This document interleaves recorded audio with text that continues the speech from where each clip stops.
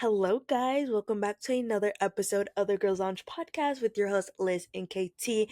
And today we are going to be talking about our icks. So, this is going to be a really fun episode. And if you're just here just for the icks, no hard feelings. We have timestamps so you can click around the episode as you may please. But before we get into it, we are going to be getting into our regular segments. And first up is what we've been up to. So, Liz, go ahead and tell our loungers what you've been up to. Not the loungers. I kind of like that. I don't know. Let us know, you guys. What should we call you guys? But this past week, I've just been getting ready for a cruise. I don't think I've talked about this on the podcast yet, but me and my mom are going on a cruise to, I don't even like Caribbean, South America vibe. I don't know. It's a long cruise though. It's our first cruise, and we're going to be gone for 11 days on this cruise. Very exciting, but also a little bit like I'm a little nervous about the seasickness. We did get like our doctor, she like prescribed us some like medicine that she recommends, and we're gonna get over the counter too. So I think we'll be good, but fingers crossed, you guys. I'm super excited though to go on this trip, and I was looking at the weather basically for like the days I'm gonna be there. And you guys, it is perfect weather. Not to brag, but it's gonna be like in the 80s. So I am so excited. And I think for what it looked like, it seems like we're gonna have pretty good weather for like the whole cruise. The last few days, last few stops might be a little bit rainy, but the weather, like temperature wise, is still gonna be really good. So I've been prepping for that because today I need a pack. And then I've also been doing some Black Friday shopping. I did a lot of online orders. Literally, my home downstairs right now, it looks like I feel like an influencer. Like, there's so many boxes. Granted, they're not all for me, but it's just like everybody's been ordering stuff. So it's just like a pile of boxes at our like front door right now. So I feel like an influencer getting PR, shout out some brands if they want to send us some stuff. And then the last thing I've been doing, a little book update, you guys. I finally officially have finished all of the published books of ACOTAR, and my final review is I think I'm leaning towards giving the series a 4-star rating. I think overall my favorite books were definitely the first 3, but yeah, I'm all done with those. And I think right now I'm gonna take a break from fantasy and I'm gonna do a reread of People We Meet on Vacation by Emily Henry, getting ready for the movie. And I already started it, and it's I feel like this book might just be bumped up on my Emily Henry list. But that's what I've been up to this past week. Ugh.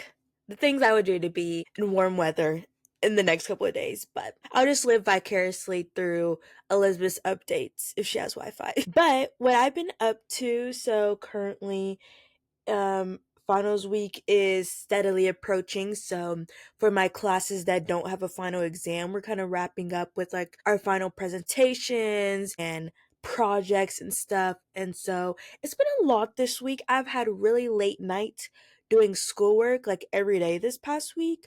But it's all gonna be worth it at the end of the day. And at least I'm like excited about my projects I'm working on. I am not I'm ready to end these late nights doing schoolwork because your girl likes her sleep, and anything that interferes with my sleep, I'm gonna be mad. But yeah, so that's honestly what I've been doing, and it's been killing me. But we're kind of on the home stretch now, so that's like the silver lining in it all. And then today, when we're recording this, my mom, Granny, and I, for like the past like 2 years, we've gone to this restaurant called Jeff Ruby's for like this holiday lunch thing that they do. And we're doing that again today. So, and they have like a select menu for it. So I'm excited to like dress cute, get ready, and do that. I might not look cute right now while we're recording, but trust after this recording, I'm gonna get all nice and cute and for this lunch. And I'm just excited to eat some good food. That honestly sounds like the perfect lunch, a little like mother daughter granny date too. So good vibes for Kennedy. And now we're gonna go ahead and get into our favorites of the week. And my favorite of the week, you guys, is vlogmas. I have not been on my like YouTube grind, like being like watching religiously, keeping up with my YouTubers. So right now, like with vlogmas, it's so exciting because on my feed, like all the videos are like fully, you know how like when you watch a video it has like that red line underneath? Yeah, my feed is filled with that, and I'm so happy. And it just like reminds me why YouTube will always be elite to all other social media platforms. And some of my little like shout outs for the YouTubers that have been really enjoying their vlogmas content content is Miss Alicia Marie. As always, I just love her vibes because she's so real in the sense of like her last video was like low-key her crashing out, but like she still posted it. Like it's just so relatable, I feel like, the content. And then of course my girl Miss Remy Ashton, she's not officially doing like vlogmas, but she's been posting every day. It's just not like updated vlogmas, you know, like she was like her first video was like from Thanksgiving or something, but I'm still eating up the content. And then I know Kennedy loves this next one, but Sarah Caroli, she's doing Bookmas, and the vibes, you guys, are so good. Just like, oh, watching her like decorate, her reading in her little cozy corner, and the vibes are just so good.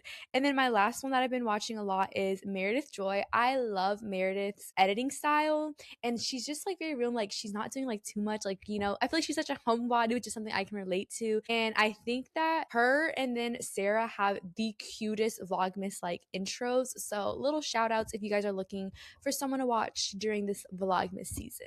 Yeah, your girl needs to catch up with the vlogmas. School has been schooling, but trust.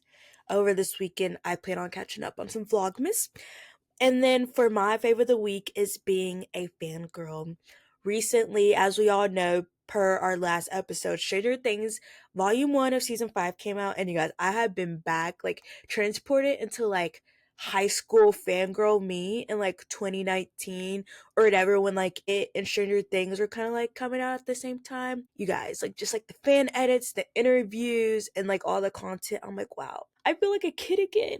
But it's just like I genuinely cannot like imagine not being a fangirl. And not even because of like Stranger Things, but also because like with F1, like stuff is it's the end of the season, the last race is this weekend. So it's like just like that community too. And it's just like I just cannot imagine not being a fangirl. And just like knowing that like once you finish a show or something, like you can just go online and just like see people talk about it and just watch all these interviews. And I don't know, something about it is just it fills my soul. So I just could not imagine life without being a fangirl. No, because emphasis on just like the interviews, I have been eating up all of the Stranger Things content. Every time I go on YouTube, like on my like explore feed, there's always a new like interview that came out, and they're always like the perfect amount. They're at least 15 minutes.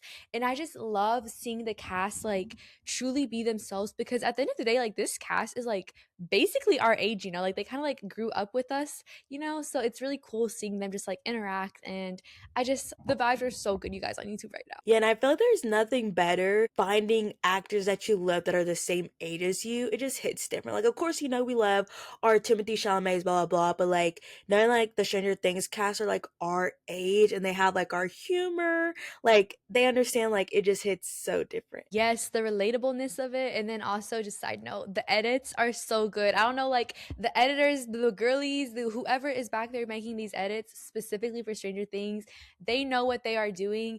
And I hope that they're getting that bag. That part. And now we're gonna get into the Girls on Sports Corner. Hello guys, welcome to the Abu Dhabi Grand Prix recap for this week's race recap, the last one of the year. Literally so sad. I am just solo this week, but that's okay. We're still gonna make it fun, and I am more dressed up today because I literally just got done doing a presentation for one of my classes, so I'm a little more dressed up. So I was like, you know, while I'm looking decent, might as well film Sports Corner. So here we are. So the Abu Dhabi Grand Prix just happened. We went into this race knowing that, I mean, it could be up between three people of who could win the World's Drivers' Championship.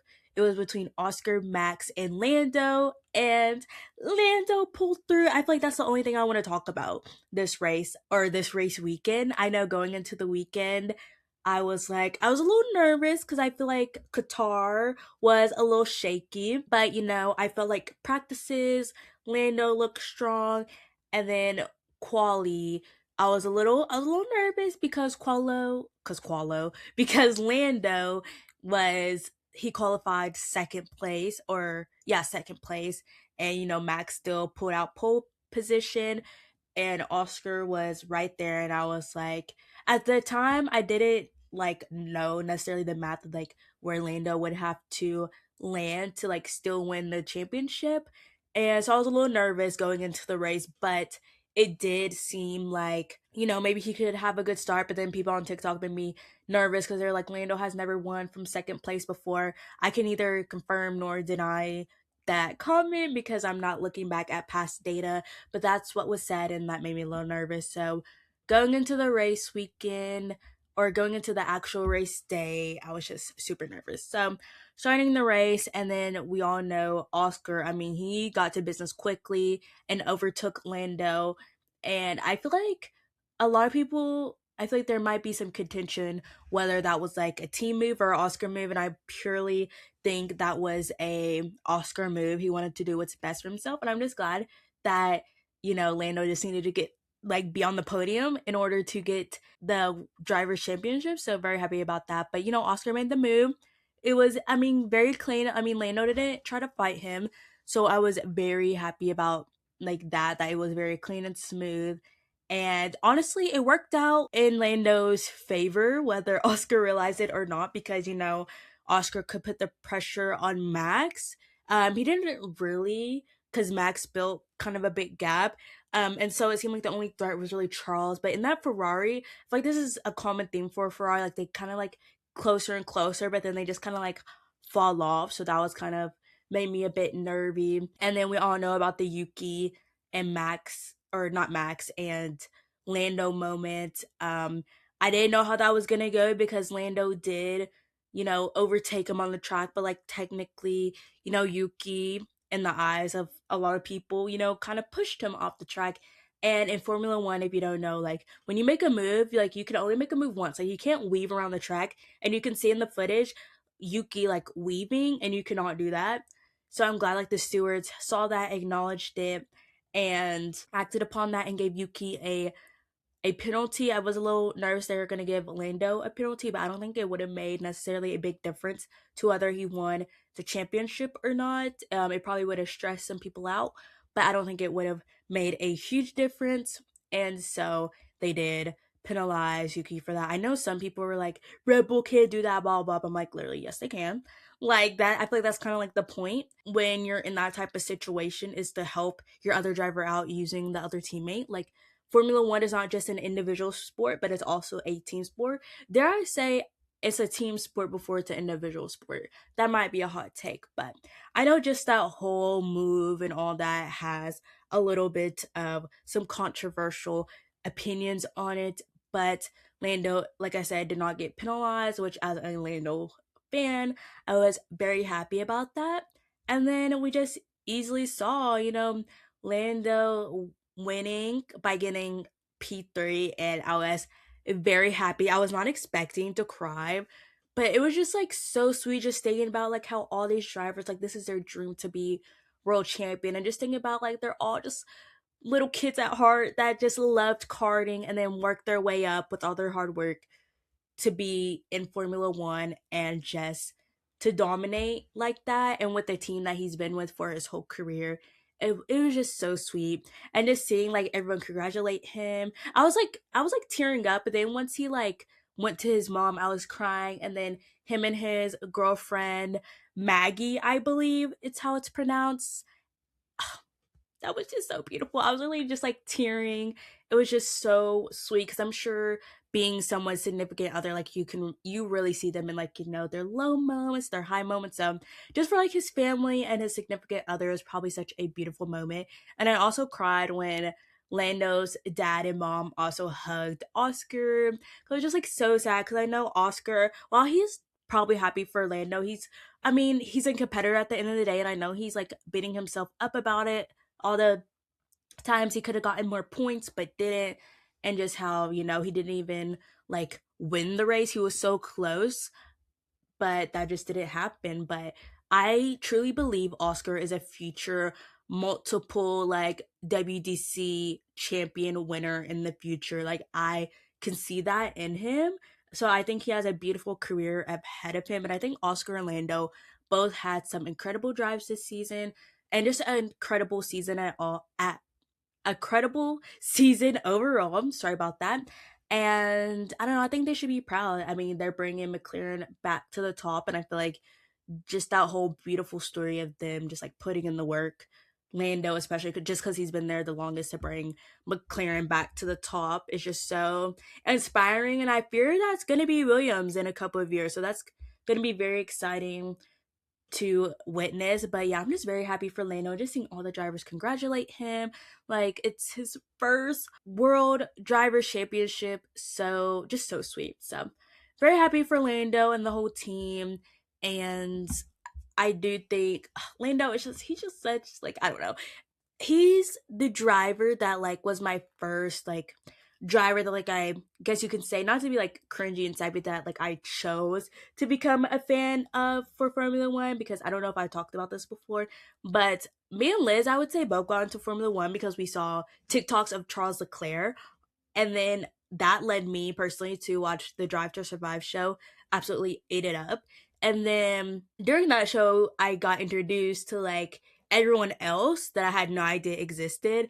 And Lando and Carlos Sainz definitely became some top favorites for me. And then, of course, Lewis Hamilton. Like, my top drivers are probably the McLaren drivers, the Ferrari drivers, Carlos Sainz. Honestly, I like them all equally, but like those are probably like the ones that I really like. I watched them during the race. I pay attention to them during the race. My first ever race I watched getting into Formula One was the Miami Grand Prix last season, and Lando won that race, and that was his first win. So, I've always just, you just find your drivers find you in a moment. So it's just like full circle for me as a Formula One fan and a fan of Lando to just see him win his first world champion for the drivers competition. So that was really fun. And there's some other things following the race. Sadly, it was Yuki's last F1 race with Red Bull, which I'm not surprised. I don't think anyone is like necessarily surprised, because there's been rumors flying around about like, is Yuki gonna keep the seat? But they are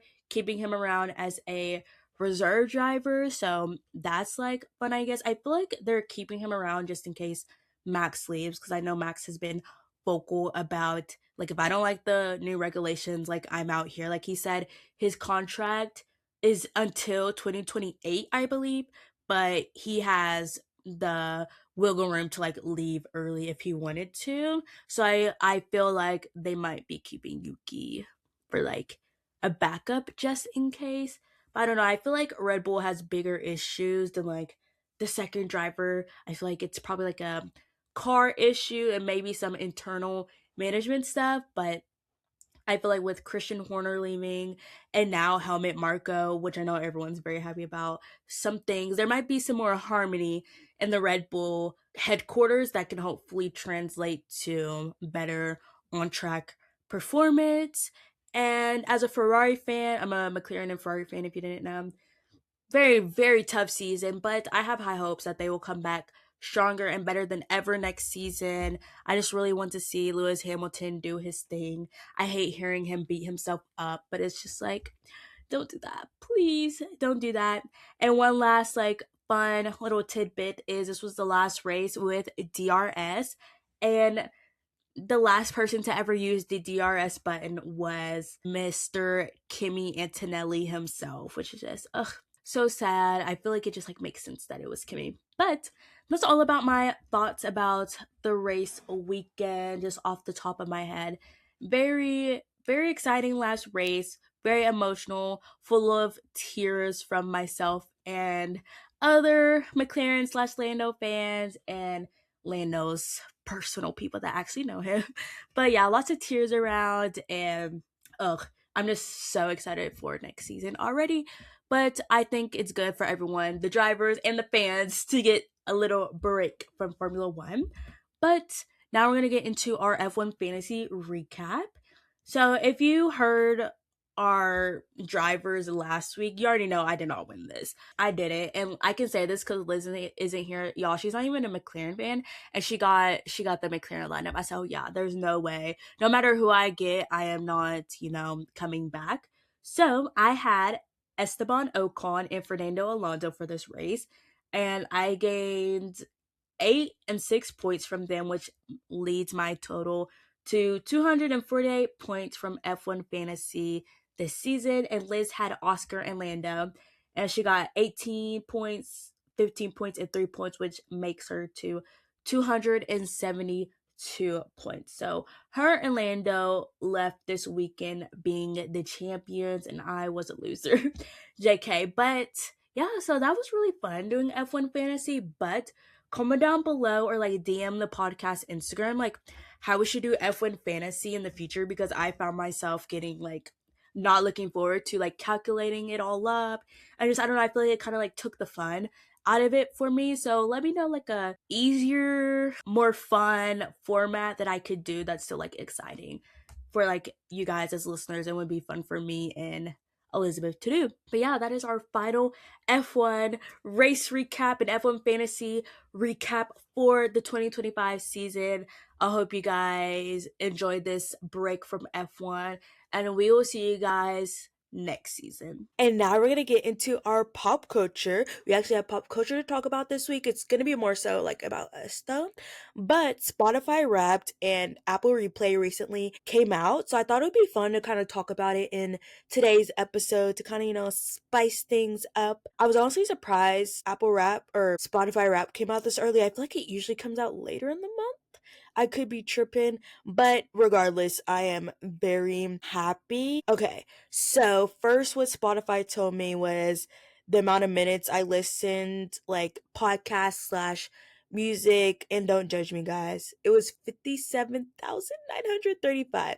But let me tell you guys, a majority of that was podcasts, and I listen to a lot of podcasts when I'm doing school and stuff. Don't judge me. So I use Apple Music, so unfortunately it doesn't tell me the like Apple and podcasts combined, but for my like Apple amount of listening minutes was 19,139 minutes this year. Yeah, and sorry if I go all around the place because Spotify be doing that. So the next thing they told me were my top genres, and I was very like yeah, this makes sense for me. So my top genres were pop, rap, trap, indie pop, house, and classical. Now I am confused what is pop rap though, because I feel like I don't listen to like pop like music where they're rapping in it, but I'm a pop girly, so I'm gonna just, you know, take it. So cool. I was like, wait, I'm confused, but then I remember, like, I guess it just adds up. There's times where I listen to reading playlist on Spotify and it's instrumental, and I guess it's like classical music, so I guess that makes sense. But yeah, those are my top genres. And then my genres, I was listening to a lot of like Spanish music this year. So I have my top genres pop and Espanol. And then I have just regular pop, I have alternative, I have Latin, and then I have urbano latino, whatever that means. A period. Me gente Latino. Is that what J Lo said? I'm weak. And then, you know, Spotify did that thing where there's like your listening age. If you're curious, mine was 32 because they said because I was into music from the late 2000s. Unfortunately, Apple Music doesn't tell you that, but I feel like 32 is like not a bad age group, especially if that's like the reason. Because I know some people were getting like 60, 70, but I feel like it's very valid because music from the early 2000s is elite. That part. And now next it gave me my top song, and it says your top song is, this will be no surprise if you're a loyal listener to the podcast, Sports Car by Tate McRae. I knew it was either going to be this song or Miss Possessive by Tate McRae, but apparently I've listened to Sports Car 64 times, which I'm like, that's insane. And the number has definitely gone up since this rap has came out, but I'm just like, it's just so good. Like this year I became a Tate girly. And then my top song, I don't know if any of y'all will know this song, but it's a Spanish like oldie song. It's called Azul, and this is like one of my mom's favorite songs. So like I love this song, and I just always be playing it with her all the time. So that was my top song for this year. And then for my top songs overall, top 5, it was number 1, Sports Car by Tate McRae. Number 2, Miss Possessive by Tate McRae. Number 3, It's Okay, I'm Okay by Tate McRae. Number 4, this will throw y'all for a loop, Skrilla by Kodak, which technically that song is like not technically on Spotify. So this is like someone like illegally put it on Spotify, but don't tell. And then number 5, Signs by Tate McRae. Yeah, I mean, those were some songs I was bumping. I am surprised I listened to Skrilla that much by Kodak Black, but hey, it is a fire song. So basically, Tate McRae, if you're listening, or if anyone has like an in with Tate McRae, Kennedy should be getting concert tickets because she's basically your number 1 fan. And then my top songs, they were all songs in Spanish and like oldie throwback songs, so I just won't go over them. But yeah, just know my like I have this one playlist that's like it's called Música de Señora, which is basically like music that like my mom would listen to, you know, like those like throwbacks, and basically all of the songs on that playlist made it onto my top 5. Period. And now for my top albums. I was a little surprised at one of them, but we'll get into it. So my top albums were, of course, number one, So Close to What by Tate McRae. I mean, bof. Second was Brat by Charlie XCX, which I'm like a whole summer late to like that album, but I definitely was obsessed with that album this summer.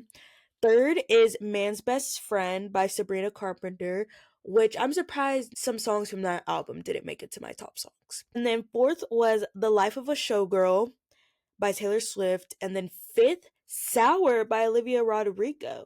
I feel like I didn't listen to as much Olivia Rodrigo this year as I usually do. So I was really surprised that that album was still in my top albums, which just shows that that album is elite. And then my top 5. I'm going to start from 5 to 1, you guys. Throw you for a loop here. But my 5th album was Man Best Friends by Sabrina Carpenter. My 4th album was the Wicked soundtrack. My 3rd album was The Art of Loving by Olivia Dean. Honestly, I'm surprised this one kind of made it because I feel I didn't start listening to Olivia Dean until like obviously like fall, you know? So I'm surprised that like it made it on there for number 3. And then my 2nd album was Hamilton, the soundtrack. I was really in my musical era, you guys. And then my number 1, and I am saying this proudly, you guys, it was K-pop Demon Hunters. You guys, yeah, that album, I honestly like it was 3 minutes more than my Hamilton one. So I probably just listened to Golden like one more time before Apple Replay came out, and that's what boosted it to number 1. But that was my number 1 album. And now Spotify did give me my podcast next, but I'm gonna wait till the end to do that. So next is like more my top artist. So of course it said Tate McRae is your top artist. You spent 998 minutes with them, which makes you a top 1% global fan, which is crazy. But then my top overall artists, 1 through 5. 1, Tate McRae, of course. 2, Wallows. I mean, they've always been number 1, so the fact that they're number 2, like still, like that just proves how much of a Wallow girl I am. Number 3, Charlie XCX. Number 4, Sabrina Carpenter. And number 5, Taylor Swift, which I feel like low-key she's on it just because of When Life of a Showgirl came out. Because I feel like I didn't listen to as much Taylor Swift this year as I did previously, but I mean, she has some bops, what can I say? And then my top artist, my number 1 artist, honestly, I was very surprised that they made it because I feel that I didn't listen to them that much this year. But I guess I did. I don't know. I can't even recall when I really listened to it. But my number 1 artist was Zach Bryan. And I feel like that one really threw me for a loop because I didn't listen to much like country music this year. I feel I wasn't really listening to my country playlist. So I don't know how he made it up there. I don't know if someone has my Apple Music account somewhere and they were listening to him. Very confused how he made it. But anyways, my number 2 is Bad Bunny. My number 3 is Rauw Alejandro. My number 4, I'm surprised in the best way possible that he made it, and I'm so happy he did. Harry Styles, you guys. I thought that he didn't make it, but I was like looking back on it and I was like, yes. But Harry Styles is my number 4, and then my number 5 is, of course, Gracie Abrams. I thought that she would have been higher up, but yeah, those are my top 5 artists. And for me, I have my podcast stats. So like I said earlier, most of my 57 minutes was podcast. So it says I streamed 43,606 minutes of podcast. You guys, that's insane. But my top podcast, of course, I've talked about them before, is What We Said with Chelsea and JC. You streamed 4,720 minutes in your top 2% fan. And my top podcasts were first, What We Said, 2, The Girls Bathroom, 3, Giggly Squad, 4, Upstairs Neighbors, 5, Pretty Basic with Alicia Marie and Remy Ashton. And to flex, I did get a video from them and Tate McRae, so very happy about that. But I just feel like final thoughts about my Spotify Wrapped is that I live in girly land. All my top artists are women. All my top songs, well, minus Wallows, but they're an exception. They're basically for the girls. And all my top songs are women. All my top podcasts are women. So, I support women in the arts. Period, as you should. And now we're gonna go ahead and get into what we're watching. And I can go first, you guys. I recently started, I'm like 2 episodes in, so I'm not even in that much, but I noticed Teen Wolf got added to Netflix, and I listened to obviously Dylan O'Brien's therapist episodes, and I was like, I need to know more because they kept on talking about Teen Wolf, and I didn't realize like how big of a deal Teen Wolf, like obviously I knew people liked it, but I didn't realize like I don't even know the word. I didn't realize how big of a deal it was in the sense of like it was like one of the first like show like MTV shows, like that kind of vibe, and it didn't have like a huge budget and everything, you know. So I was like, let me watch this. I hear everyone talking about it. Like I know like the references of like styles and like that kind of stuff, obviously Dylan O'Brien. But so I started it, and it is definitely an early 2000s show. Like some of like the editing, I'm like, what is this? And low-key, like I'm like cringing a tiny bit, not even at like the acting. Like the acting's like pretty good so far, like it's not bad or anything, but just like the editing choices, I'm like, I feel like you can really tell they had like low production in the sense of like it wasn't like invested in that much, I know, at least for like the first season.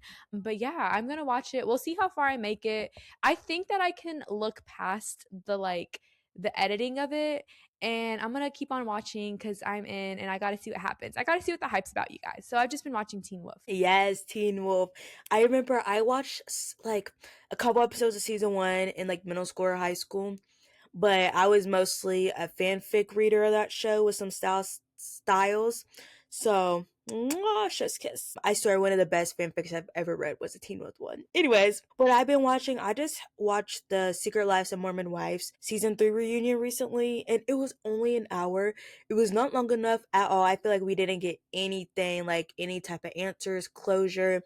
And Jen's husband actually commented like they filmed for like 13 hours, so they were very surprised that like what got shown was only that hour of what was put together. But very sad about that. But yeah. That is actually crazy. I feel like I've already watched the reunion. I am gonna watch it, but I feel like I've seen so many clips about it.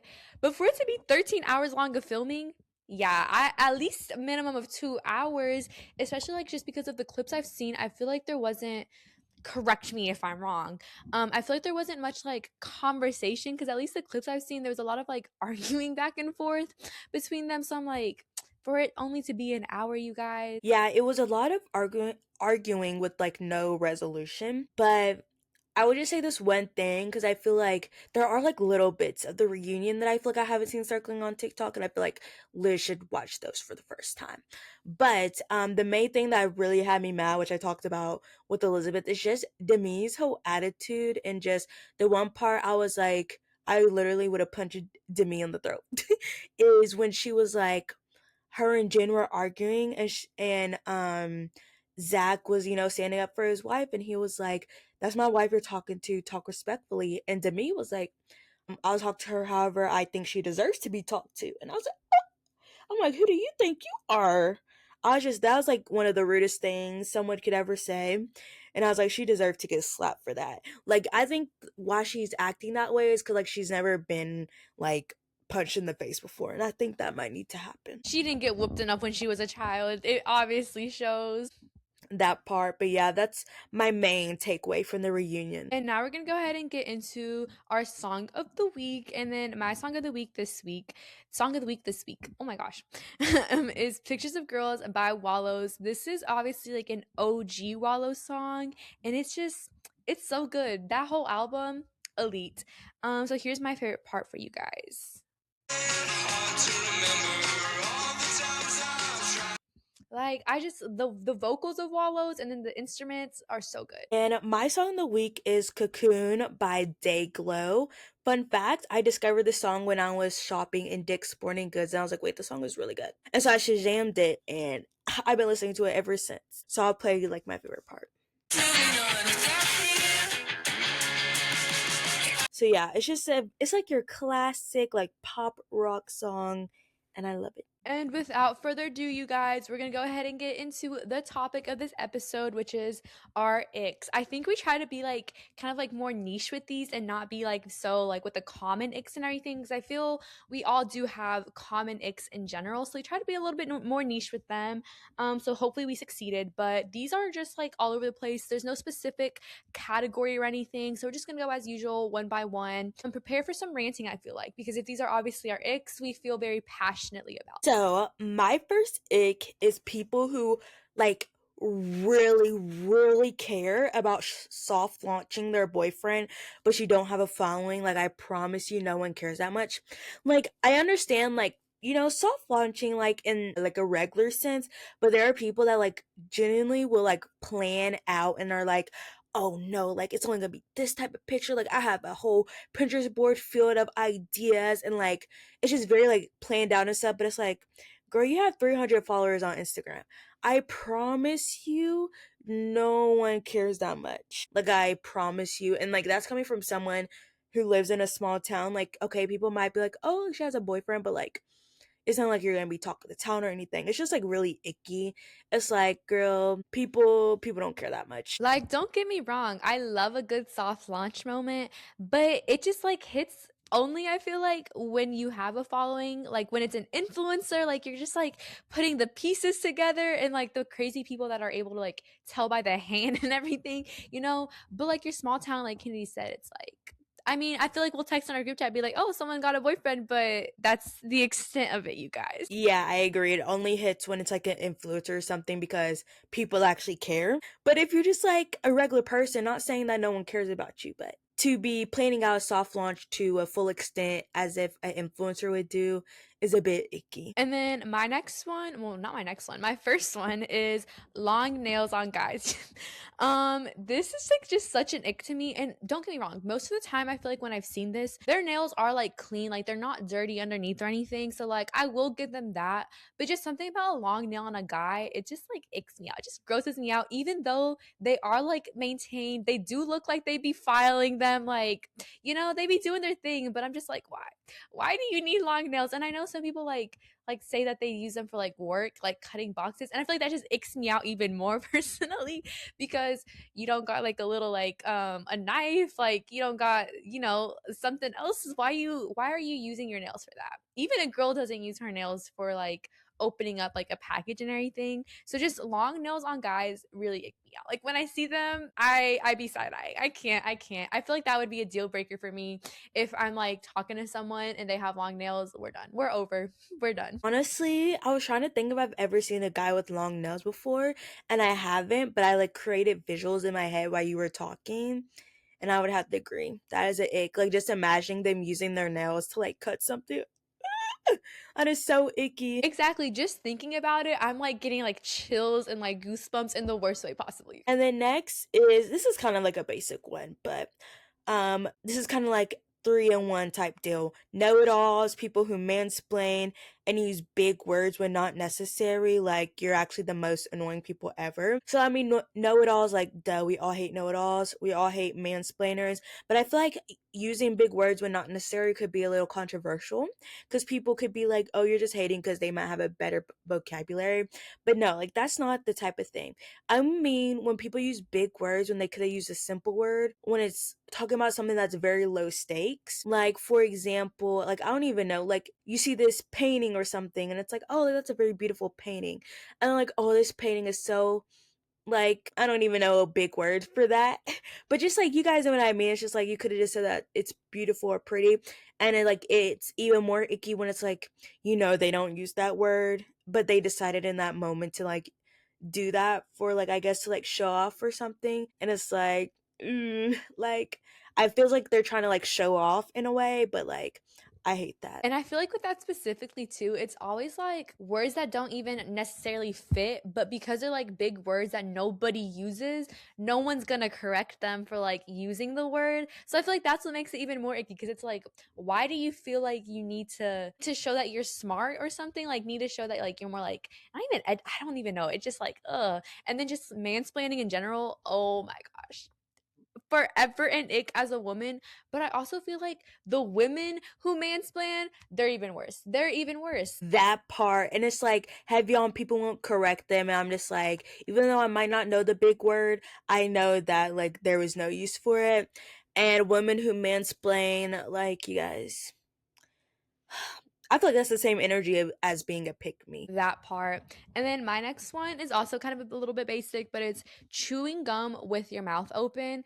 And I don't even find it like gross or anything. Like I know some people are like it's gonna like come out or something. I just hate the sound of it, of like chewing gum specifically with your mouth open. I feel like it makes a very specific sound compared to like chewing other stuff with your mouth open. And I feel like it's just when you chew gum with your mouth open, it like accentuates the sounds in your mouth that I don't like. I can't. It just hurts my ears. And then with that, just like chewing with your mouth open in general, food, I think it's so icky. Like why are you doing that? Like, it just doesn't look good. Like I can't imagine going on a date and they're chewing with their mouth open. It's just like it gives bad hygiene. I feel like it just gives that you're a little dirty to me. I don't know. I do have to say, I might be guilty of sometimes chewing with my mouth open, or maybe not like open, like, but like chewing, like smacking a bit, which I try to work on. But I do agree if someone's like chewing, like, come on now, or just like chewing gum, where it's like, girl, it is no, please stop. Yes, and that's exactly what I'm talking about. Because I feel like sometimes, like, I'm guilty of like chewing with my mouth, especially if you're talking, having a conversation with like your friends. You got to keep on going, but you got to keep on talking. But it's like subtle, But like Kennedy said, if you're watching on YouTube, she did it perfectly. That's what like icks me out. And like, especially if food were to fall out, ooh, disgusting. My next one is over the top pranks. And this is like kind of referring to like that era of YouTube where it was like all pranks. Listen, I don't mind like a small little prank. Like when me and Liz are in Chicago, we like hid a bag from our friend. We're like, let's see how long she noticed. Like that, like little stupid stuff, like I love. But like those over the top like pranks that are just like, why would you do that? Like that just cause someone just like physical or like emotional stress. It's very icky. Like I don't know why you think that's funny, because it's not. Like if I were to date a guy that was like this, that's like a deal breaker for me, honestly, because like I do not want to like I don't know, like come home after a long day of work and then like you have a big spider jump out at me. Like I would be done. Like and like especially like those cheating pranks and stuff, I'm like, none of that is funny. Yeah, I agree with Kennedy. The over the top ones where you have to like elaborately think about it for like not it's not in the moment. You're like in the moment pranks are like okay, cute, like whatever, ha ha ha.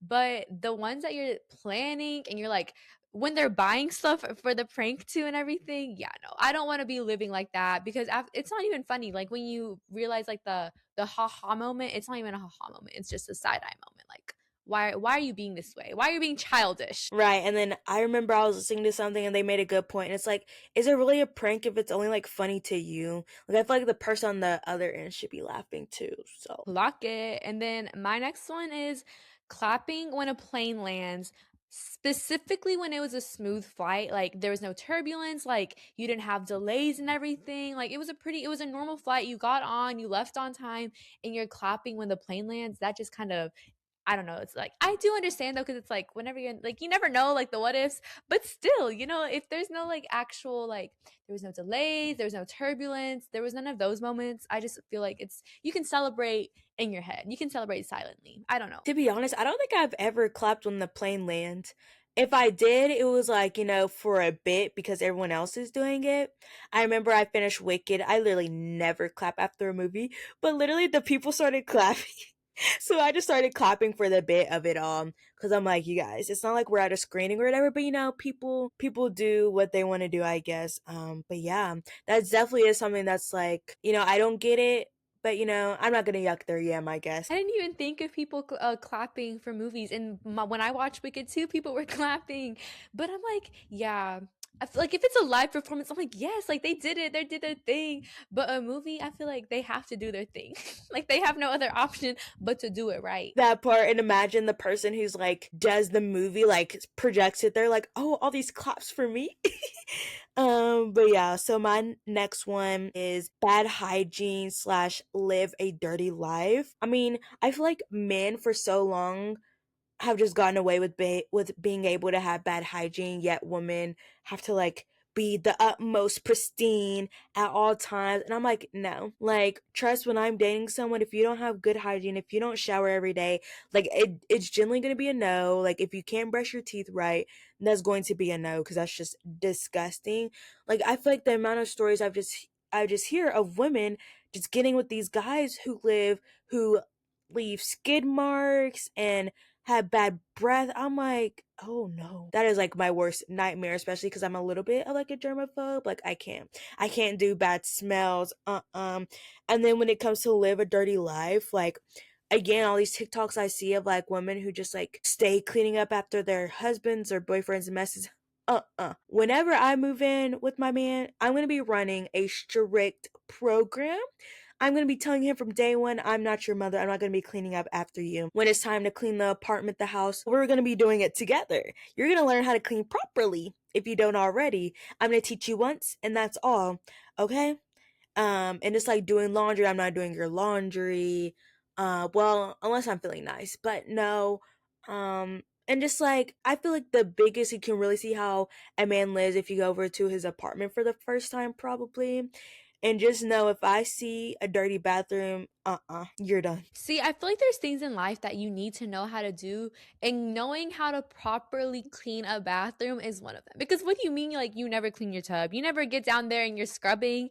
No, like, even though, how are you showering there? Yeah, just like bad hygiene, not knowing how to live. That's just, why would I want to surround myself with that? And then the amount of like things I've learned on TikTok that people didn't know, like you're supposed to, like, when you take a shower, like scrub there, like between your toes. Like, what do you mean you don't clean your toes? Like, y'all just get in the water and you stand and you hope that it cleans it? No, you have to, like, scrub and add. Yeah, the amount of things I've learned that people didn't know it was like normal to do that. I'm like, how have you been living? Yeah, hygiene is definitely an issue. And I feel like among certain groups of people, I don't know. Yeah. And my next one is backpack straps that are too loose, and then the backpack is hanging like down to like your butt and everything. That will always ick me out. It's like I always did in high school, but in college too. I'm like, you guys are grown. What do you mean your backpack is hanging down to like your butt? Like, they have like the back straps like all the way loose and everything. Like, that's just bad for your back. Does your back not hurt like when you're doing it? Because you want it to be like more like up. I'm not saying like you have to have it all the way up, but I feel your backpack should not be down to your butt, especially like you have a laptop in there, you have like other things. Just like, I feel like it's so childish to me. I don't know, it just rubs me the wrong. Oh my gosh, that is such a good ick. I've never thought about that before. I'm like going through. Oh my god, that is such an ick. Like, when it's a little kid, it's like cute because it's like the backpack is almost as big as them. But like when you're like in college going to classes, like I just think of those people who just like come to class with like their low straps and then their backpacks like this thin. Like, it just gives the vibe of like you don't have your life together. You're not organized, and yeah. Exactly. That's what it is. It's like not having your life together. And like, granted, I don't have my life together, but like at least you look put together. And then they always have that. And then like, I feel like when you see that and then they're like running around, they just don't have it together. And I think that's just what like really icks me out. Yes, and low key, how you present yourself, how you put yourself together on the outside, I feel like that's an indicator of how you live and who you are. And then my next one is people who lack nuance. Like, I hate people who just like they're just like one-minded and like they can't just like understand things. Like, for example, like, not to get like political, but recently a member from Cat's Eye, I guess, posted about Noah Schnapp from Stranger Things. She like really liked his character, and I know people don't necessarily agree with his presumed beliefs about, what's going on in Palestine and stuff. And just the way that people were like attacking her about it, and it's like, God forbid a person like doesn't know everything about an actor and they just love their performance in a TV show. Like, two things could be true at once. Like, she can really like him, and just, really like his acting, but also, maybe like doesn't know about what, like, kind of like his controversies, but it's like, even if she did, like, that doesn't mean like she can't like his acting. You know what I mean? And another example, like more simpler, there's this podcast that I listened to, and they had a Starbucks ad, and apparently Starbucks is boycotting. And just like, I feel like people, when you like stand on some moral issues, they expect you to just like be completely like one way. And I'm just like, people gotta get paid at the end of the day. And like, who, like, are you supposed to be caught up with the news 24/7? Like, who, be for real, who knew Starbucks was boycotting? Like, people were boycotting because I didn't. And like, people were just being mad about that. But I'm just like, I don't know. It's just like ridiculous where people just like lack nuance in kind of situations like that, where it's like two things can be true at once. And just because one person does this, like, do not assume that they believe this, that they think this, that they're like ignorant, stuff like that. Like, people got to get paid. People can enjoy things that they want to without kind of like the heavy stuff. Like, separate the art from the artist. I mean, we do live in a capitalist society. People need to get paid regardless of other stuff that's going on. And I just hate that like people just go straight to the attack without looking at the bigger picture. That's a good one. I like the cat's eye example too, because I feel like if you're not living like in the country, like where like the conversation is really happening, like you're obviously not gonna look into it. Like, I don't know what they're talking about in Korea. Maybe they're not as focused on that, you know? So I feel like it just really shows that like the cultural impacts on that. But yeah, I like the nuance of it, of just like having to think one way, but like it's always the people that want you to listen to other sides that be very one-sided in it. That part. And that's just like, I don't know, it just like pulled me back. I was like, maybe talking about politics on social media in a certain way, not in a way of spreading awareness, but in the way of like, you know what I mean, just like hating on other people because they don't see things one way. I'm just like, ugh. Like, I don't know, you guys. Let's be more open to understanding things aren't black and white. And then my next one is bending down in the butt crack showing but not fixing it. I feel like I am always so self-conscious if like my butt crack is showing when I bend down. Like, I'm, even though like I don't feel any air, you know, like I'm still like adjusting my pants. Like, I'm very self-conscious and aware of it. Not even self-conscious, I'm just very aware of it. And I feel like when your butt crack is out, like you feel a breeze, do you not? So then just like feeling it and like knowing, because I feel like, you know, like you have a feeling and then not fixing it, like continuing to do your, it just icks me out. Like, I don't need to be seeing that. Like, nobody else needs to be seeing that. So why aren't you fixing it? Specifically when they don't fix it. I'm like, how do you not feel it? Because I feel like even when it's slightly, like I feel like I know, you know, I'm very aware of it. So I'm like, why aren't you aware of it? That is just a good old classic ick. Again, like Liz, I am very hyper aware of like, if I'm bending down, like, oh, it's like my butt crack gonna show, like I hate that. Even if my butt crack's not showing and it's like, oh, could my underwear be showing? Like, I'm very hyper vigilant about that. So just when you just see like people just like butt crack out, I'm like, oh, you don't give a care in the world. Like, good and well your butt crack is out, and I feel like you want it out on purpose, and it's a very icky look. Exactly. And it just goes again. I feel like my theme is just not being like put together. Same vibe as the backpack. Like, why aren't you put together? Why don't you get it? That part. And then my last one is, this is gonna be, I'm like, this isn't even like probably really like an ick, but I just wanted an excuse to rant about it.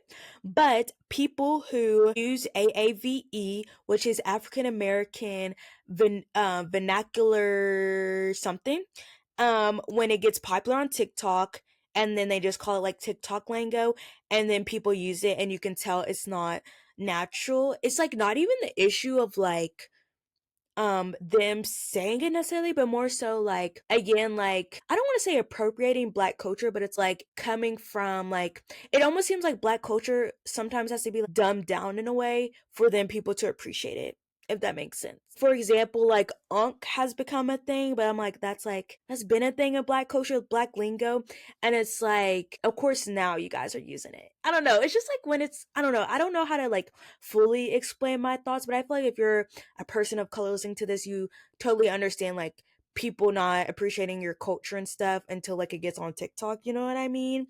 Hashtag cowboy caviar, like, be for real.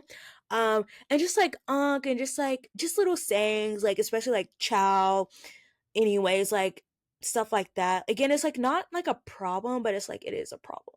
I don't know if I can fully articulate that well, but I feel like it's mostly like icky when it's like people use it, but it's like, I don't think I've ever heard you or seen you take interest in black culture, but here you are using this black culture lingo that you heard on TikTok, which half of the time people don't use properly, and you can tell it's not natural, and it's just very icky to me. That makes sense. Just like the not using it until it becomes trendy, and like before it becomes trendy, it's like frowned upon to talk that way, you know?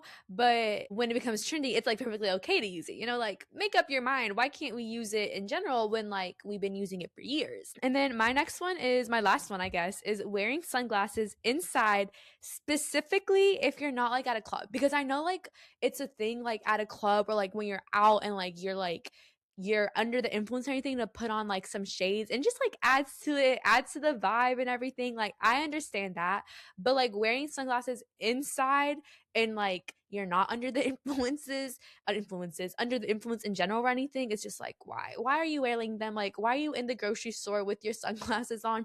And I know like sometimes like you get like you go to the eye doctor and like you have to wear them because like you're sensitive, but I feel like most of the people, it's not that they went to the eye doctor, it's just that they're doing it to like, I don't know, like be trendy. And also like how can you see, because I feel like in certain lighting inside, if the shades are like too dark, you can't properly see.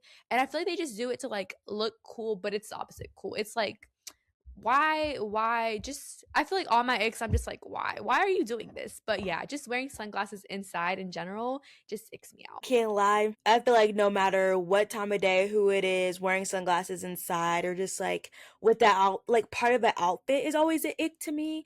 Like I can't lie. Sometimes when I see celebrities like on the red carpet, like celebrity men with sunglasses, I'm like, ooh, that's not.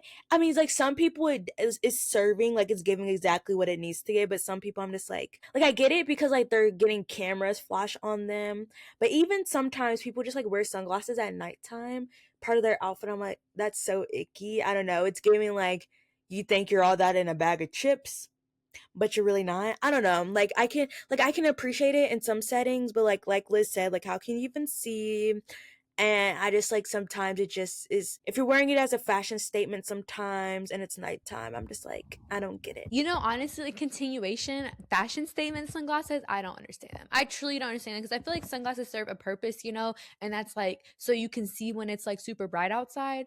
But when you're only wearing them for the statement and they lose, because I know there's like those one sunglasses that are kind of like lighter and like I'm like what is that even, what's the purpose? And it doesn't even, I feel like honestly most of the time, at least the way I've seen them styled, it doesn't even like look good without it, just like looks like off, like it adds something to your face but not in the best way possible. I think sunglasses should be used for their purpose, you guys. Let's get back to that. Yeah, and same with like people get like these big like designer sunglasses. I'm like, you can't even see the logo if you're actually using them. And I feel like most of the time people don't even like they probably just wear them for a picture, which like valid I guess. Or like they kind of like have their glasses on their head. But yeah, fashion sunglasses, I'm just like, not my vibe. And with that is the end of our episode. Those are all, well, not all. Those are some of our icks. Make sure you guys comment down below your thoughts on our icks. Do you agree? Do you disagree? What are some other icks that you guys have? Thank you guys so much for listening to this episode of the Girls Lounge podcast. And make sure you guys are following us on all of our social media, TikTok, Instagram, YouTube, whatever you're listening on, Spotify, Apple.